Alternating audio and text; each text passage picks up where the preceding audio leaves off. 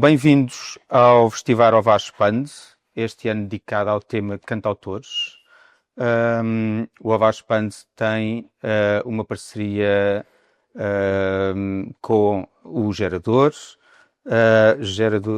do qual eu faço parte. Eu sou o Miguel Bica, e este é o programa Dedo Invisível, o programa que pretende levantar um bocadinho a cortina do que é o trabalho artístico e mostrar o que está atrás.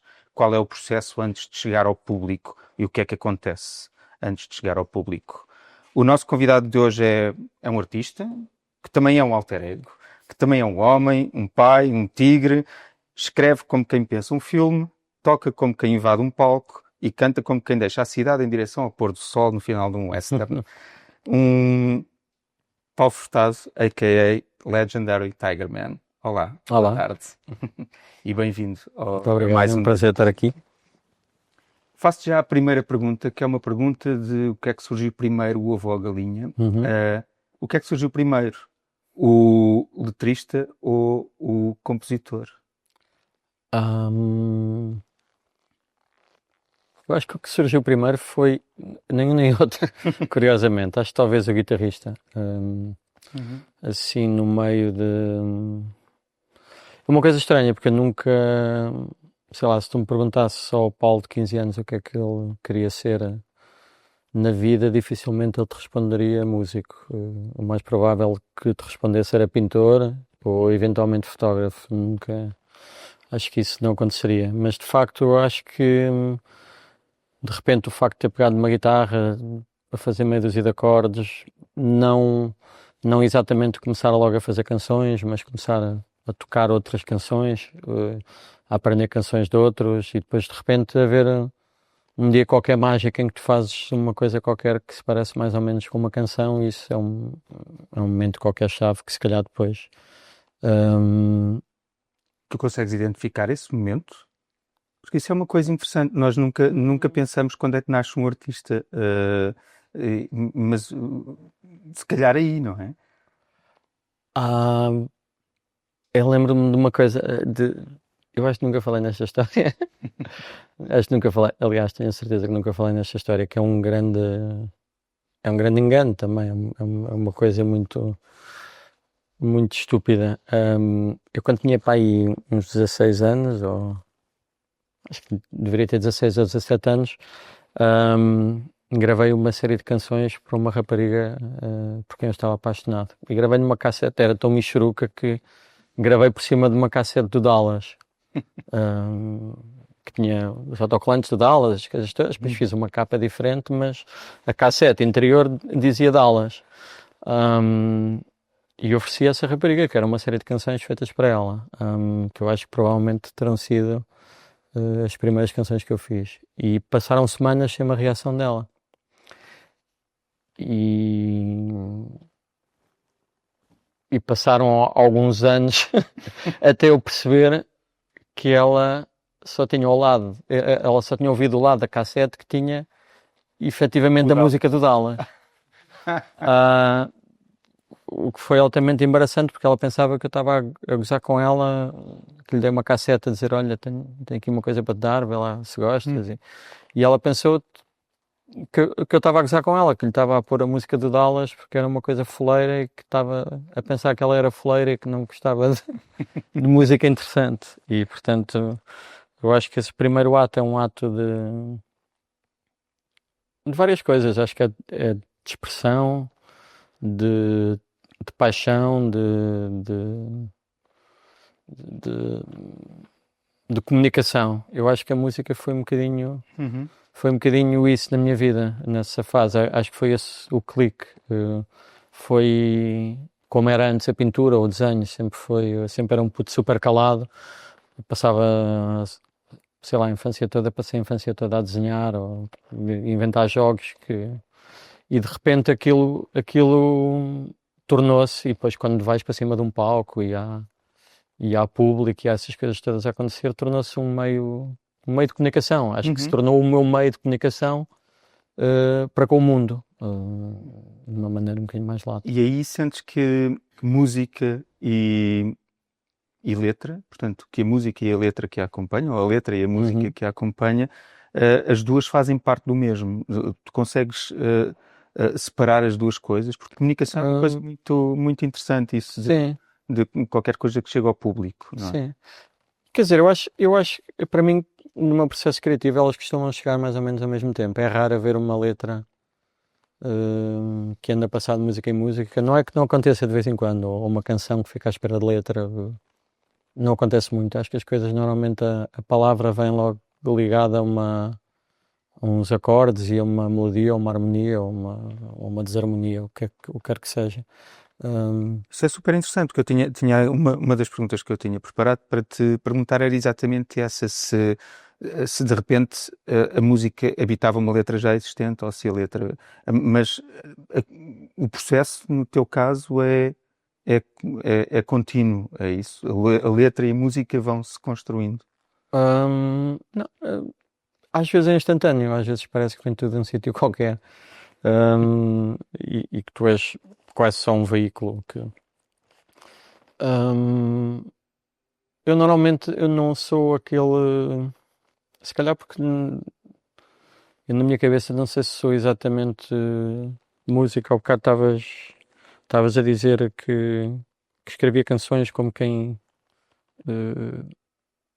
faz um filme, qualquer coisa assim. E de facto eu acho que essas coisas todas, o, o pintar, o fotografar, o filmar, o fazer canções, o fazer bandas sonoras, são todas partes de mim e de uma vontade de eu comunicar, mais uma vez.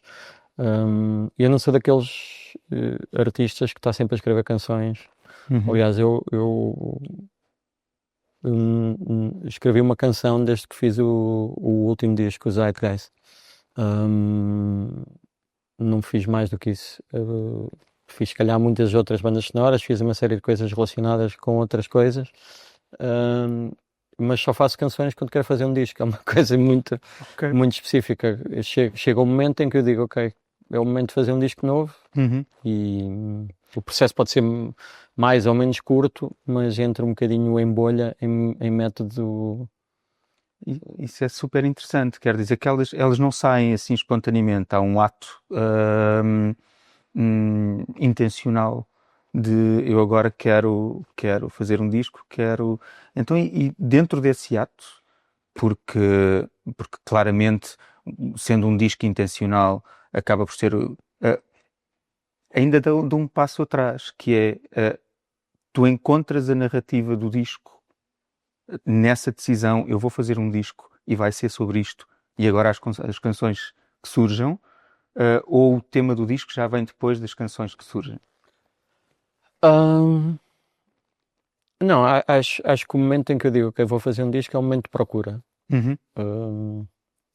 No último disco, no Zeitgeist, por exemplo, eu pensava que era um disco pessoal e percebi que escrevi em Paris, que escrevi não à guitarra, mas com sintetizadores modulares, a programar sintetizadores, uma coisa se calhar mais fria e mais calculista em relação à música, porque não é uma coisa instantânea em que tu de repente estás um acorde, não, tens que sequenciar as coisas e escolher os sons, moldar os sons, fazer as coisas acontecer, mas de repente estás a fazer isso e estás a dançar, ou estás... tive a sorte de poder compor com PA, com subs, com som alto.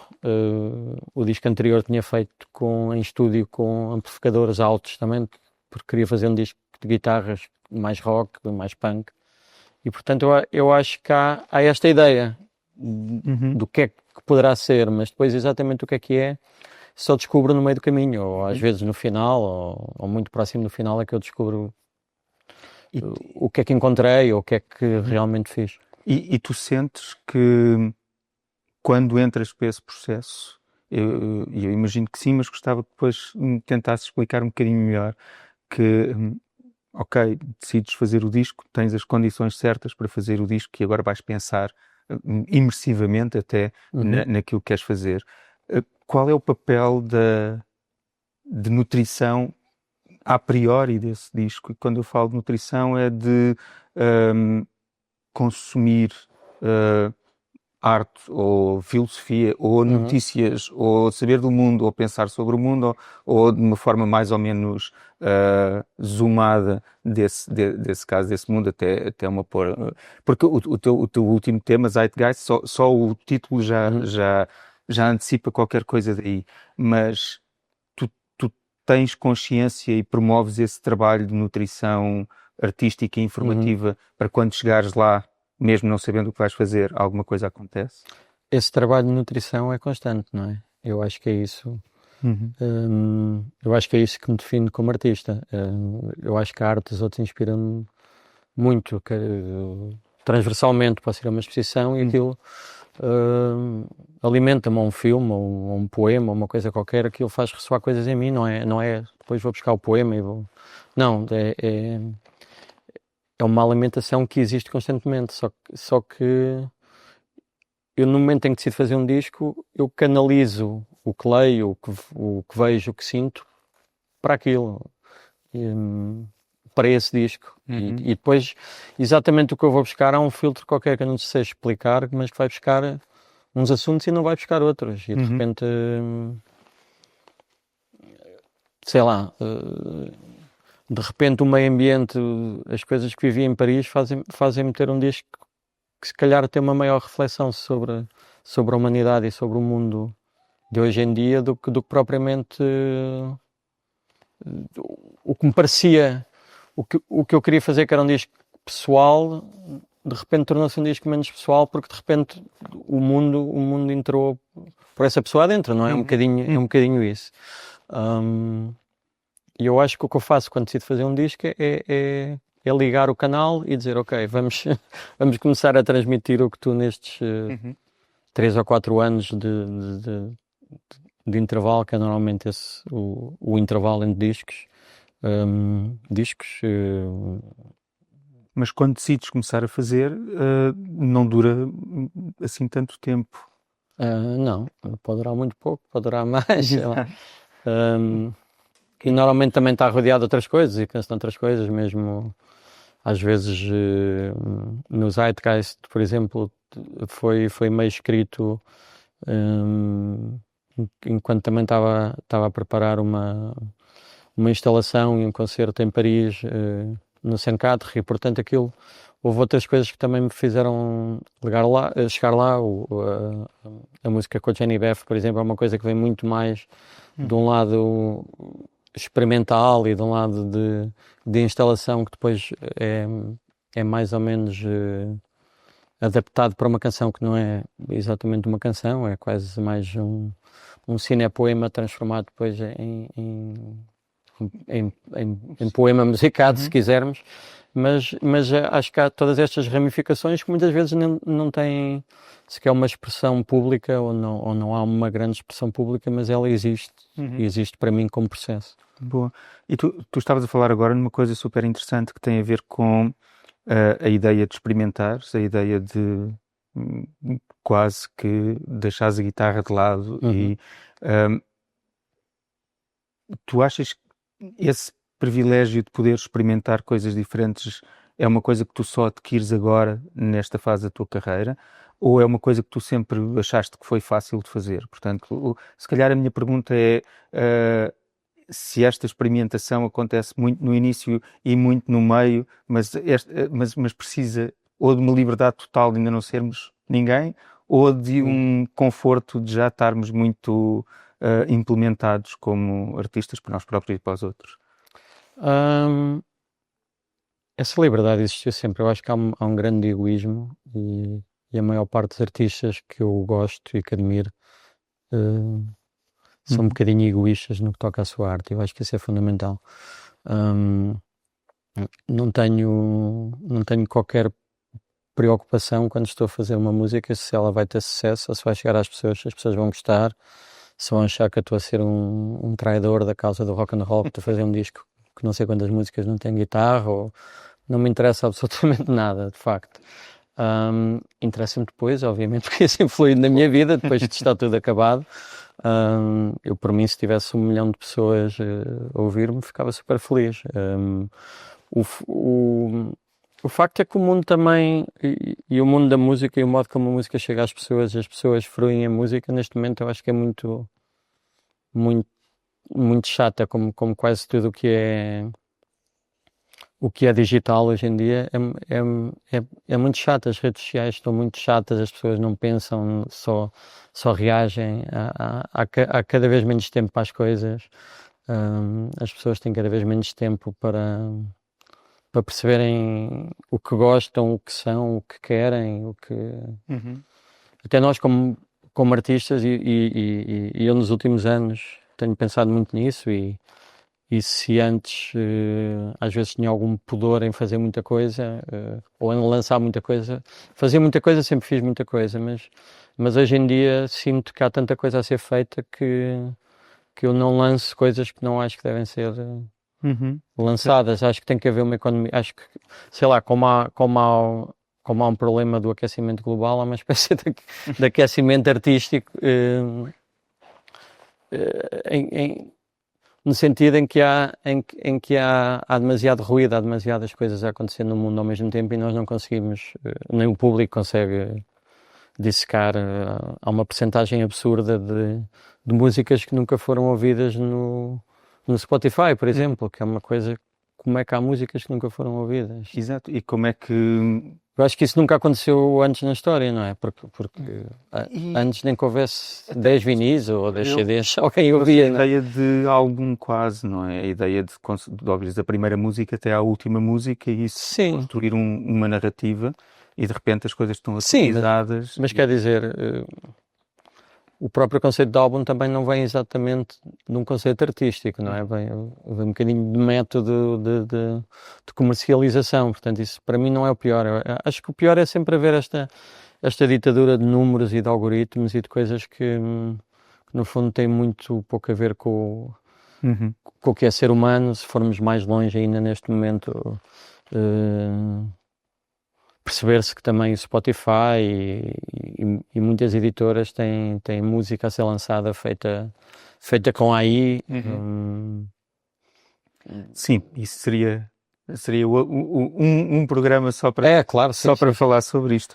Mas estavas a falar há pouco sobre que essa tal economia, essa tal coisa de criativamente, tu não achas que nem tudo deve sair.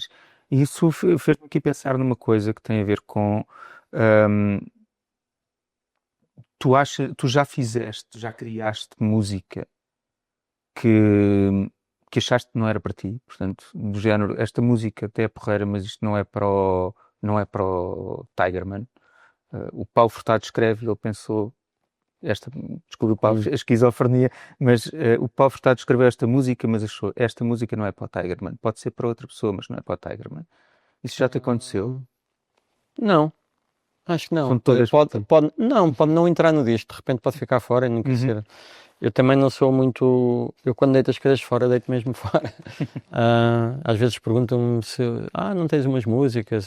E já vários artistas que eu respeito, alguns até com bastante relevância, me pediram para escrever para eles e é uma coisa que eu digo sempre que sim, mas depois custa-me sempre escrever para outras pessoas, parece que para mim é uma coisa meia estranha, não me faz muito sentido. Uhum. Se calhar porque para mim, lá está, eu escrevo canções para fazer discos em momentos que eu sinto que tenho que fazer um disco. Emocionalmente, ou porque há uma coisa qualquer, há um clique qualquer que me leva nessa direção, mas não. Sei lá, imagina que estou super excitado com sintetizadores analógicos ou modulares, ou quer que seja, e estou a trabalhar em bandas sonoras e posso Uhum. estar. Se não houver uma banda sonora e se não houvesse concertos pelo meio, ou se tirasse os concertos, eu acho que há períodos para ir sei lá, provavelmente de um ano em que eu não toquei numa guitarra. Uhum. Porque de repente estou a curtir fazer coisas de outra maneira, ou estou. Isso é um Estou. processo super interessante. Yeah. Sim. Isso é espetacular. Regressando aqui um bocadinho às letras, se muitas vezes tu, ao compores, ao pensares numa letra, tu dás a liberdade de ir mais pela função quase sonora que essa letra tem, ou que essa palavra, se quisermos até encurtar, não a letra, mas aquela frase, aquela palavra tem um power sonoro mais interessante até do que do que outra coisa. Se isso também faz parte do processo para ti. Ou se quisermos, no limite, uma palavra dita de uma forma ligeiramente diferente pode-te ajudar porque é mais interessante na composição musical. Isso acontece, tu escolheres as letras também pela função que elas têm ou só pelo significado?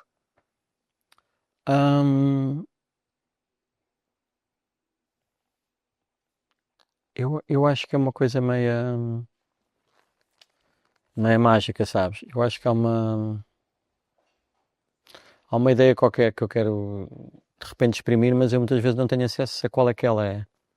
Por exemplo, eu lembro-me que há um single de Reagan na altura, que foi um single e que me lembro alguém que não me conhecia uma vez perguntar, tipo, como é que é possível que isto tenha sido um single? E a canção era o Going Down e a canção era só isso. Basicamente, a quadra e o refrão era uma coisa meio misturada, em que a letra era I'm going down, I'm going down, I'm going down, I'm going down, e depois no final mesmo tinha só uma partezinha que era um bocadinho diferente. Mas a ideia era essa, e toda essa canção vinha de uma série de coisas que eu sentia completamente diferentes naquela altura, que estavam relacionadas com coisas emocionais, com coisas que vivia, com o trocadilho do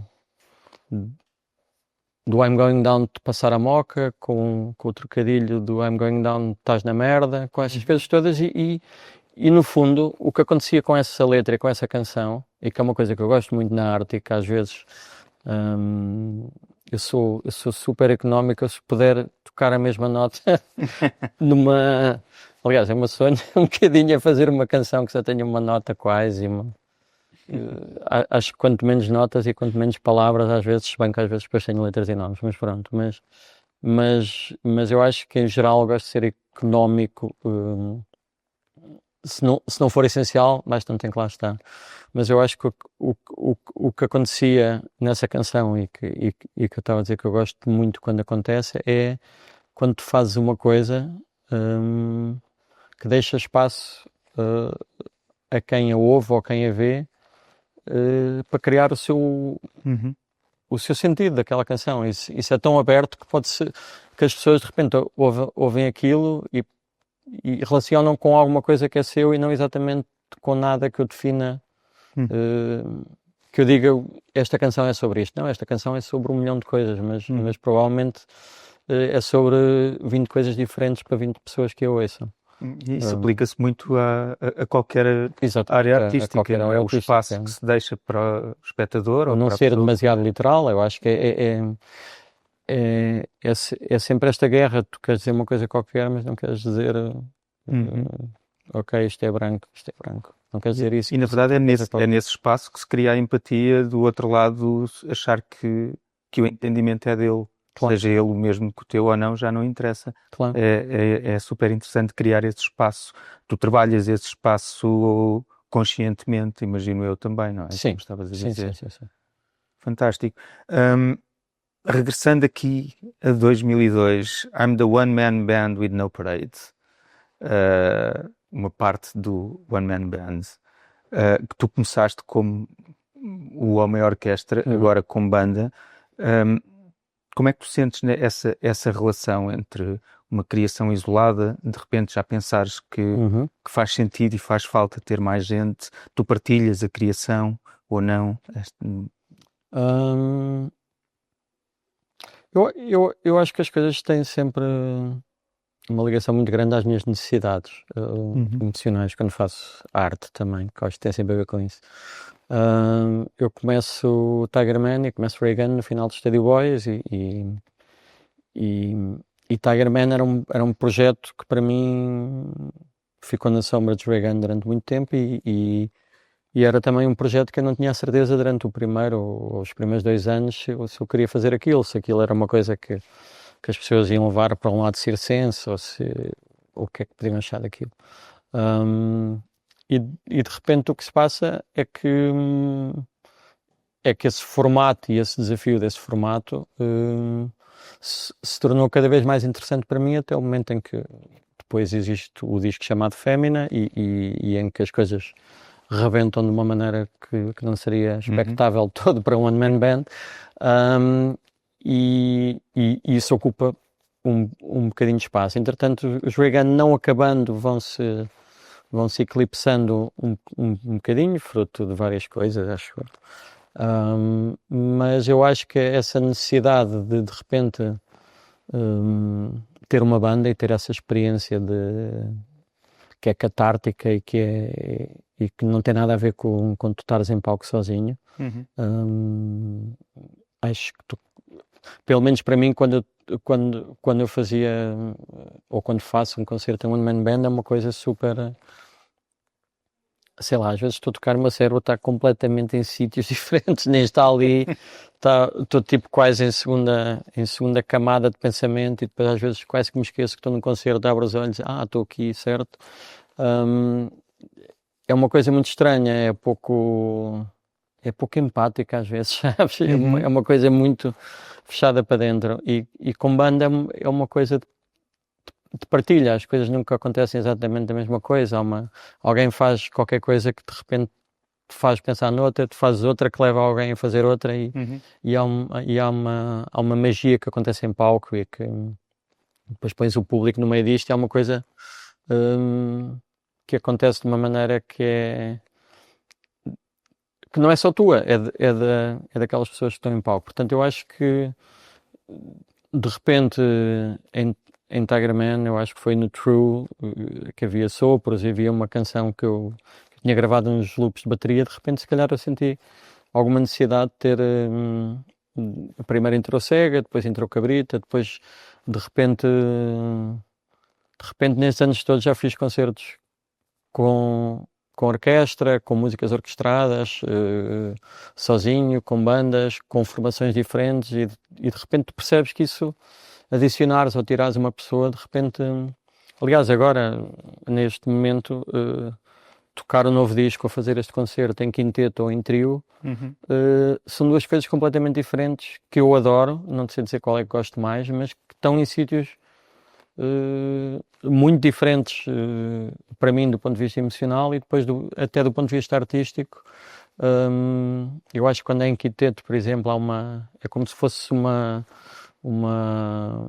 a barca mais a minha obra total até agora, e quando é em trio eu acho que é mais o agora, sabes? É mais o zeitgeist e é mais eletrónica e é mais as coisas que eu se calhar tinha pensado quando estava a fazer aquele disco. E portanto muitas vezes sei lá, tu quando defines sei lá, é como quando um artista, um pintor escolhe o tamanho da tela, não é? Se vai fazer um mural, se vai fazer uma tela pequena, isso faz-te pensar nas coisas e podes ter a mesma ideia, mas ela é concretizada de maneiras diferentes. Claro, é limitada, eu acho que é limitada conforme aquilo que tu tens. E umas libertam umas coisas, outras libertam outras. Exatamente.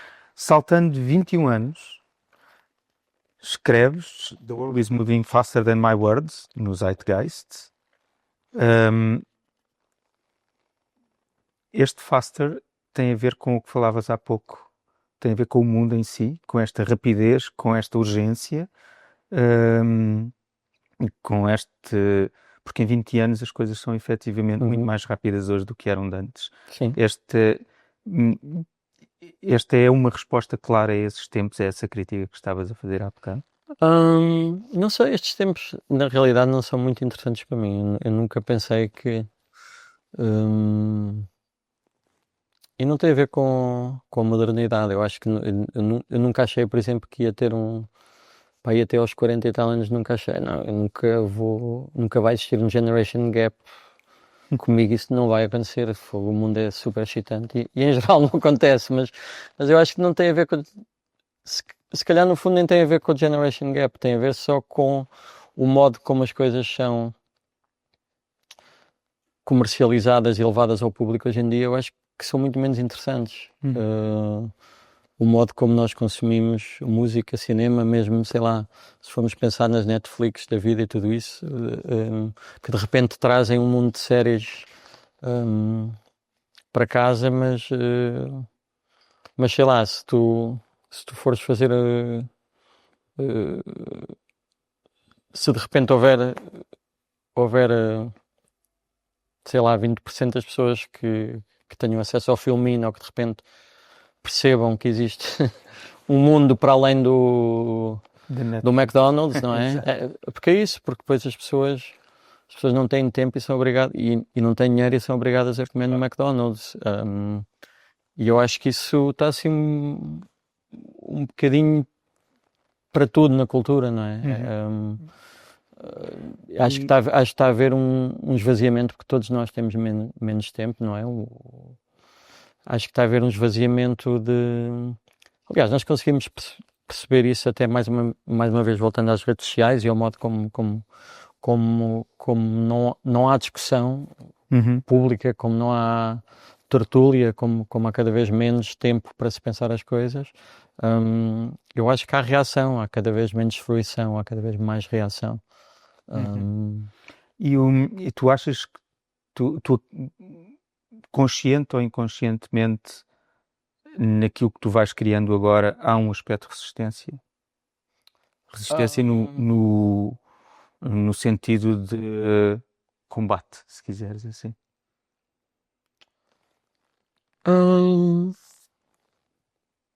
Não sei se...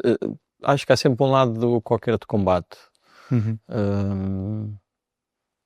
Mas acho que há um lado maior de tipo... de me estar a desinteressar um bocado, sabes? É engraçado, no outro dia a vocalista dos Garbage, vi um vídeo dela num concerto nos Estados Unidos a dizer que era a última tour dos Garbage, porque infelizmente como o mundo funcionava hoje em dia já não era viável uma banda como os Garbage fazerem uma tour nos Estados Unidos. E isso faz um bocadinho parte daquela parte daquele lado que já não me interessa tanto, e se calhar não é por acaso que eu nos últimos 10 anos tenho feito cada vez mais bandas sonoras e tenho feito cada vez menos ou estado menos, se bem que isso às vezes não seja tão visível, estado cada vez menos neste papel de artista ou Tiger Man em palco e cada vez mais ou a produzir ou a fazer música para cinema ou para teatro de uma maneira em que eu sinto que ainda há arte a ser feita com fruição e com tempo e com reflexão e com este egoísmo que eu acho que é tão importante, de não estarmos a pensar imediatamente quando estamos a fazer um filme ou uma canção, ou quer que seja, se aquilo vai ser um hit, se aquilo vai ser... E estamos um bocadinho reduzidos a essa ditadura de números, não é? Claro. No final do dia, se aquilo não estiver no top 10 da Netflix, ou se for... ou se não for para as playlists certas no Spotify, as coisas não têm o impacto que tinham. Os nossos filtros, esta conversa que estamos a ter, a crítica musical, a crítica teatral, a crítica de cinema, há cada vez menos espaço para estas coisas que eu acho que são, para quem gosta de pensar arte e para quem gosta de arte, no fundo, acho que estão um bocadinho a desaparecer e para mim é um bocadinho desinteressante. E eu acho que antes, como artista indie, que às vezes ia ao mainstream, eu acho que sempre tive assim um bailado assim, em que sempre fiz exatamente o que queria e com resultados interessantes, que às vezes é estranho, às vezes nem percebia como é que isso acontecia, mas eu acho que o modo como a música é levada às pessoas neste momento, por exemplo, é muito inimiga de música como eu faço, por exemplo. Mas não deixes fazer, por favor. Não, acho que não deixarei, mas... Já estamos quase a terminar. Eu gostava de deixar só uma pergunta que é, naturalmente, quando as coisas, quando o nosso ambiente muda, o artista reage e muda. Foste pai há pouco tempo. Uhum.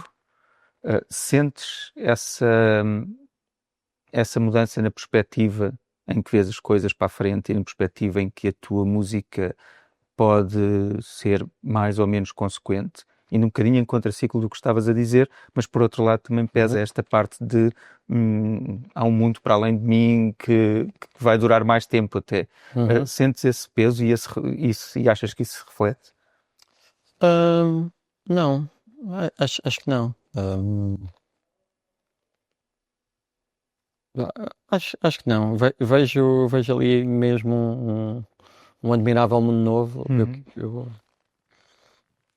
Eu, sei lá, eu acho que ainda estou a descobrir o que é isto. Eu acho que no momento do parto, que depois não foi um parto, teve que ser uma cesariana mais ou menos de urgência.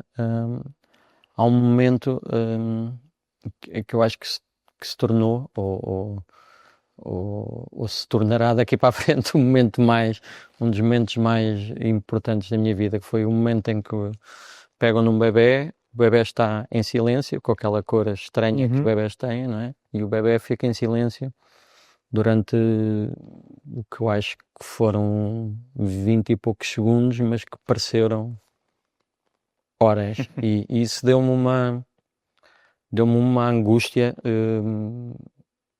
que eu acho que não desapareceu até hoje. Eu acho que não vai desaparecer, e tenho falado com outras pessoas que foram pais, e há esta coisa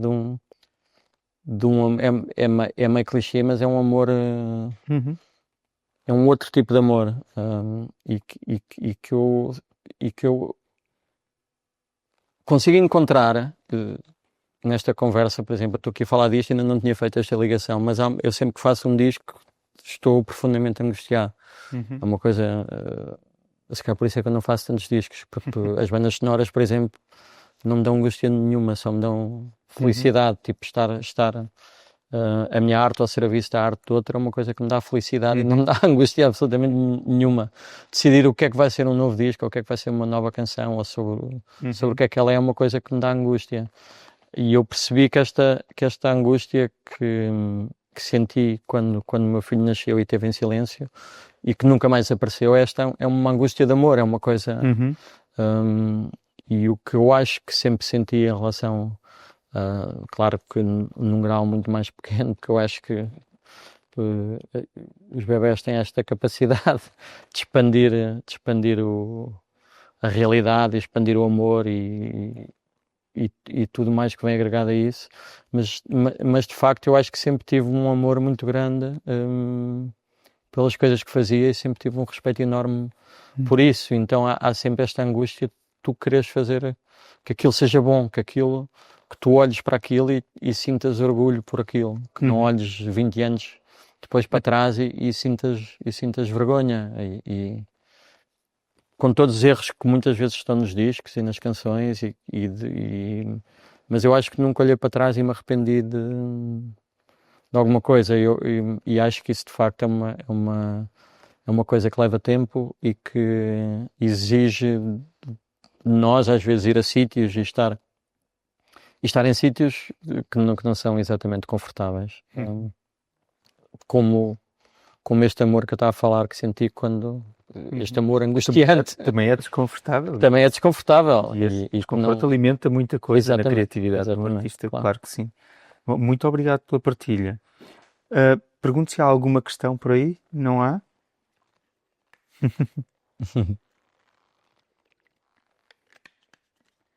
Então, não havendo, Paulo, agradeço-te imenso o Obrigado, tempo e a partilha. Acho que foi uma ótima conversa. E muito obrigado a todos. Muito obrigado, Paulo, mais uma vez. Obrigado ao VAR Expand e até à próxima.